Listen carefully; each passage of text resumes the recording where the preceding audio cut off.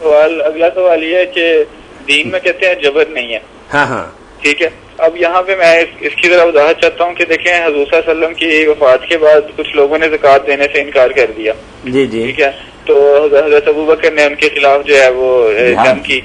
تو پھر اب ہم کیسے کہہ سکتے ہیں کہ بھئی ہم دین میں جبر نہیں ہے، جبکہ دیکھیں اور اس میں بس آپ کا سوال سمجھ گئے. میں سوال جب شروع کرتے سمجھ جاتا ہوں، لمبا نہ کیا کرے کہ وقت تھوڑا.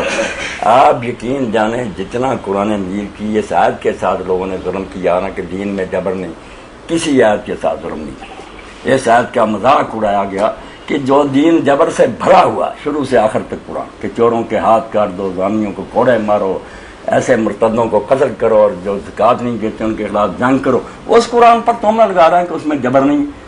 یعنی قانون جو ہے نا ہے ہی کوئی نہیں، جس کا جی چاہے کرے. یہ ہے اسلام.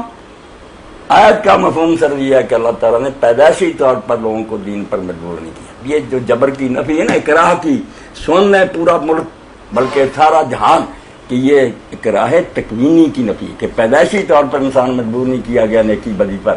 اس کو آزادی ملی ہے نیک بنے. یہ بعد میں اسی لیے تو اس کے لیے قانون بنے، جیلیں اور حوالات ہیں، کیونکہ یہ پیدائشی مجبور نہیں. اگر مجبور ہوتا قانون بنانے کی ضرورت ہی نہیں. جیسے سورج چاند چل رہے یہ بھی چلتا رہتا، کیونکہ یہ غلط بھی چل سکتا.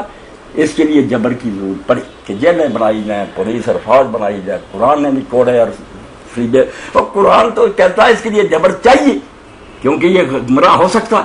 آیت کا معنی یہ صرف کہ یہ تقدیر کی طرف سے مجبور نہیں ہے. دین مجبور تو کرے گا، جو اسلام قبول کرے گا وہ کہ بعد میں کچھ نہیں کرنا میں نے اس پر.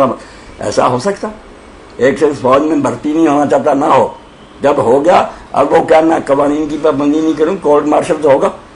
تو اس آیت کے بارے میں خدا کے لیے توبہ کریں سب لوگ کہ دین میں جبر ہے. دین جبر سے بھرا ہوا، بالکل تلوار لٹک رہی ہے سر پر کہ جو ایسا کرے گا اڑا دیا جائے گا. صرف یہ کہ پیدائشی طور پر دوسری چیزوں کی طرح یہ مجبور پیدا نہیں کیا گیا. یہ مختار پیدا ہوا، اس اختیار کی وجہ سے یہ غلط راستہ بھی اختیار کر لیتا صحیح، اس لیے اس کے لیے انعام بھی ہے، سزائیں بھی. یعنی یہ ثابت کر رہی ہے کہ جبر کی ضرورت اس لیے پڑی انسان کے لیے کہ یہ تقدیر کی طرف سے جکڑا ہوا نہیں تھا. جکڑا ہوا ہوتا تو اس کے لیے بھی کوئی قانون نہ ہوتے، مگر اب اس کے لیے ہیں. یہ آپ کو الکشاف جو ہے امام مشری کی پڑھنی چاہیے. صرف اس نے نقطہ سمجھا، ورنہ لوگوں نے مذاق بنا رہا کہ سارا قرآن و سنت سزاؤں سے بھرا ہوا.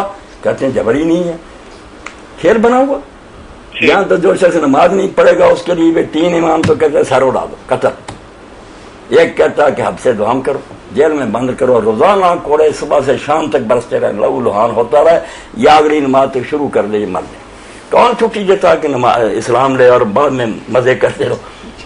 یہ بات واضح